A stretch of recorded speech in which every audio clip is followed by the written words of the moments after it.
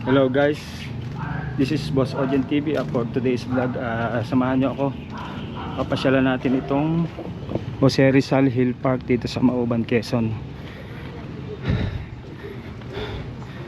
Andito na tayo, paakyat na tayo dito sa mismong park.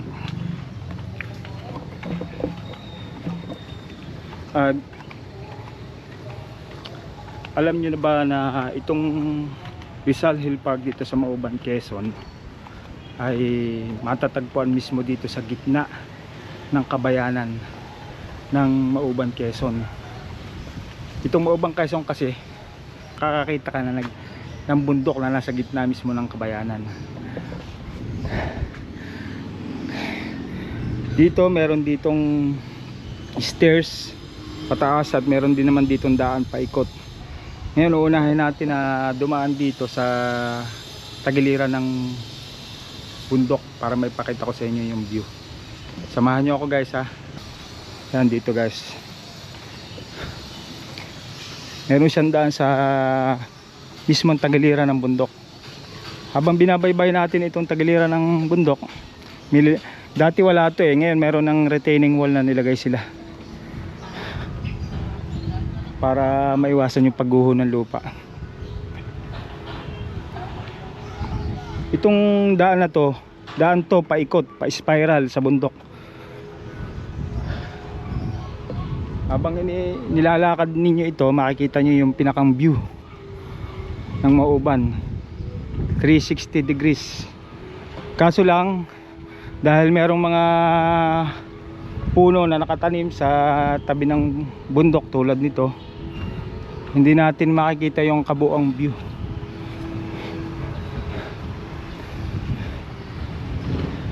Ayan guys, pakaya na tayo dito.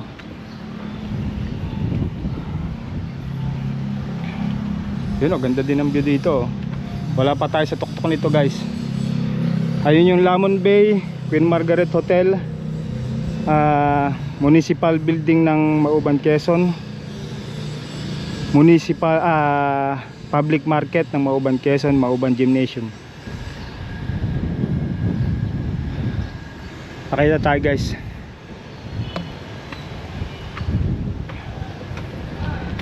Hindi ko lang alam kung gaano kataas, alam ko anong elevation nitong Rizal Hill Park, pero mataas siya. Hindi ko alam kung ilang meters. Dito guys, kung makikita nyo dito sa taas, mas maganda ang view. Ito na yung pinakantuktok. Ito si Dr. Jose Rizal. Ayan maganda yung view dito guys. Yun ayun yung Saint Bonaventure Parish Church ng Mauban. Ayun naman yung Roman Catholic Cemetery ng Mauban, Quezon. Ayun yung Barangay Daungan, Mauban Port. Ito yung Lamon Bay. Ang dami ng mga bahay na natayo sa paglipas ng panahon guys. Ito yung bundok. Itong nakikita nyo, itong bundok na ito, part pa yan ng Sierra Madre, kabundukan ng Sierra Madre guys. At alam nyo ba guys na itong Rizal Hill Park na ito, dati itong part o parte ng bundok ng Sierra Madre. Ngayon kaya lang ito nahiwalay sa paglipas ng panahon. Itong bundok na ito ay napaghiwalay dahil nilagyan ng kalsada, binutas yung bundok, dahilan para maiwan sa gitna ng kabayanan itong bundok na ito.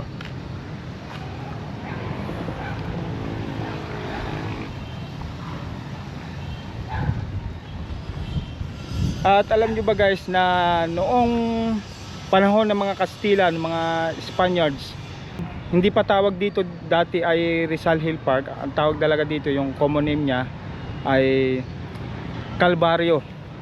Ginagamit ito nung panahon ng mga Kastila sa mga religious activities nila. At nung panahon naman ng mga Amerikano at ng mga Hapon, ginagamit itong observation post ng mga Philippines Constabulary. Yan, mga sundalo siguro noong unang panahon. Nung World War II siguro ginawa nila itong parang outpost guys. Tingnan natin, oh. Lapitan natin itong monument ni Dr. Jose Rizal. A humble tribute of the town of Mauban to Dr. Jose Rizal. Oh, yun. Erected December 1925. Ayan, oh. Noong 1925 pala itinayo itong monumento ni Jose Rizal dito. Pero dati talaga Kalbaryo ang tawag yata dito. Ayan, oh. Ito yung brief history ng Rizal Hill Park. Mahala na kayo mag-research, marami ng mga information sa internet tungkol sa history ng lugar na ito. Kung makikita nyo guys, dito sa tuktok ng Jose Rizal Hill Park, paikot to. Kung wala itong mga punong ito, siguro mas maganda yung view, kaso malaki ang tulong nitong mga punong ito. Nakakapagpapresko dito, tapos nasusuportahan niya yung kabundukan.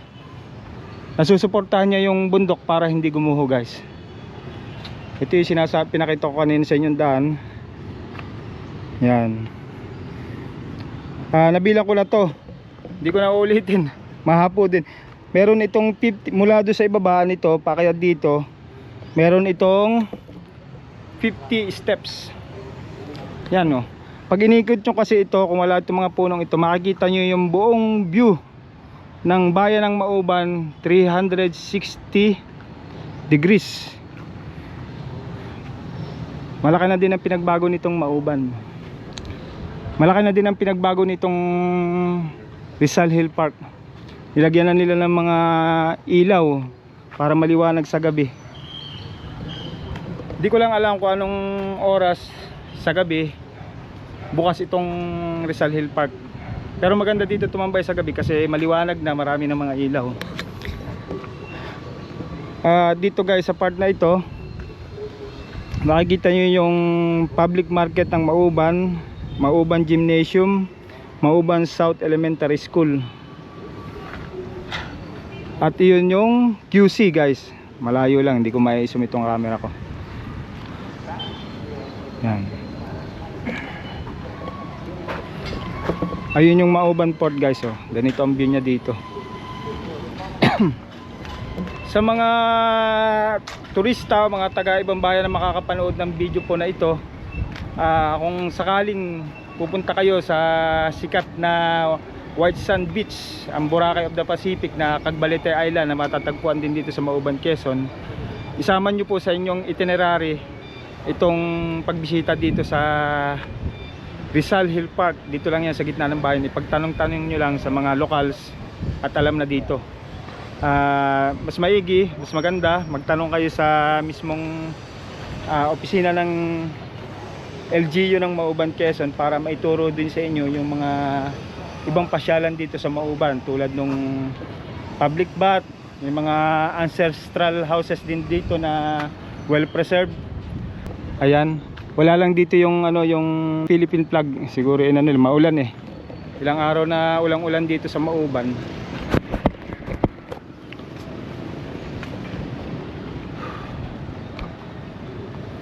Ayan guys, oh.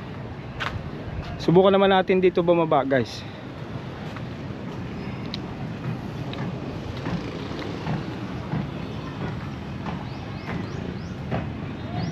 Dito tayo dadaan guys. Ayan, oh. Meron ho itong 50 steps, binilang ko na kanina.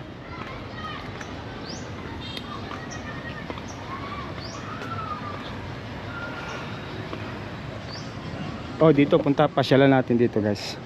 Ikot tayo dito. Suot tayo dito. Yan, oh, meron din pala dito. Pwede din pala dito tumambay.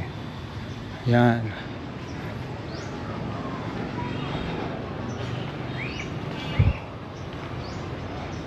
Puno siguro ito ng sampalok. Yan. Ang ganda guys, oh. Matagal na itong punong ito eh.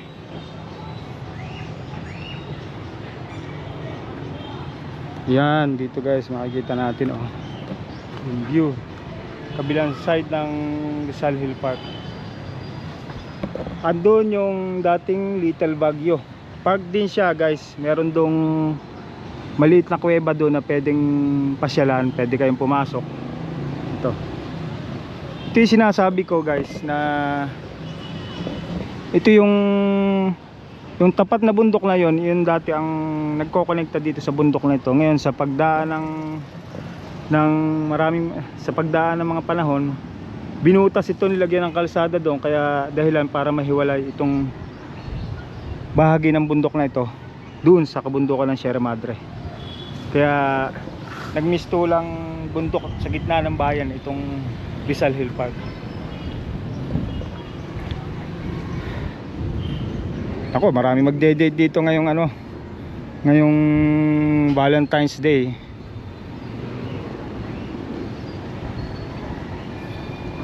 Medyo delikado lang dito.